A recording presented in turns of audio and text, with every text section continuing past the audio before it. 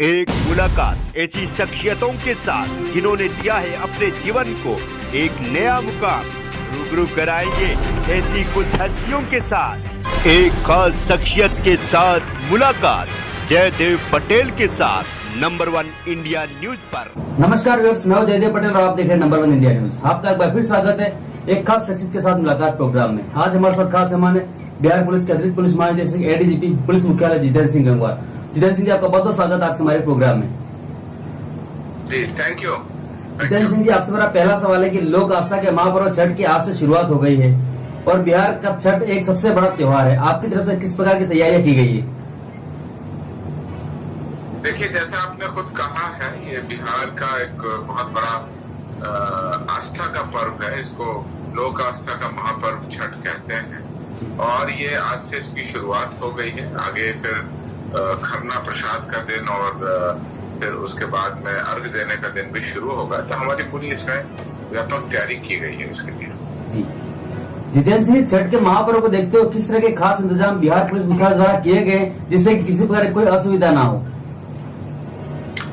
देखिए, पूरा पर्व नदी घाट तालाब और यहाँ पर अर्घ देने के समय मनाया जाता है और काफी ज्यादा संख्या में पुरुष तो आते ही हैं, साथ ही साथ बहुत सारी संख्या में हमारी महिलाएं बच्चे आते हैं। तो पूरा का पूरा एक समाज का जो एक हुजूम है, भीड़ है और आस्था की जो एक सारे लोग हैं वो सब इकट्ठे हो जाते हैं। पवित्र नदियां जो हैं बिहार में, नदियों का जाल बिछा हुआ है। गंगा नदी के अलावा सभी मुख्य नदियों में, तालाबों में और बड़े बड़े स्थानों पर सभी जगह इसको मनाया जाता है। इसके लिए हमने पर्याप्त सुरक्षा व्यवस्था, लोगों को कोई दिक्कत ना हो उसके लिए और विधि व्यवस्था बनी रहे उसके लिए, और सबसे बड़ी बात रहती है कि ट्रैफिक का अरेंजमेंट हो, क्योंकि अर्घ देते देते शाम भी हो जाती है, तो लौटते समय किसी को कोई परेशानी ना हो उसके लिए पर्याप्त सुरक्षा बल का प्रबंध किया है।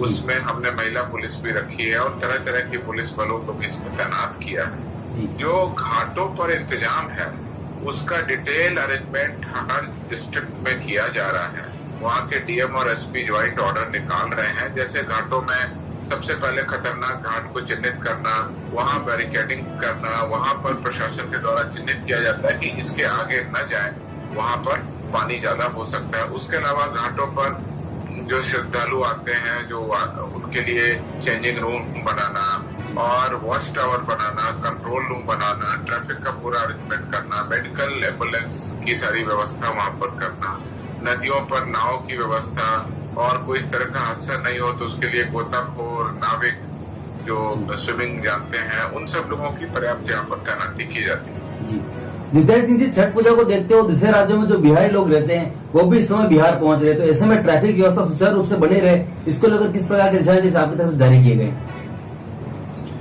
देखिए, आपको बता दें, छठ पूजा चूंकि शुरू हो गई है, बहुत सारे लोग दिवाली पर्व के पहले ही आ जाते हैं और दिवाली भी घर पर मनाते हैं और छठ पूजा भी मनाते हैं। कुछ लोग दिवाली के बाद आते हैं। तो आपको बता दूं कि बिहार पुलिस और बिहार प्रशासन के अनुरोध पर रेलवे के द्वारा इस बार 600 नई ट्रेन चलाई गई है, 600 ट्रेन। उसमें 300 अप और लगभग 300 डाउन ट्रेन है, वो सब चलाई गई है।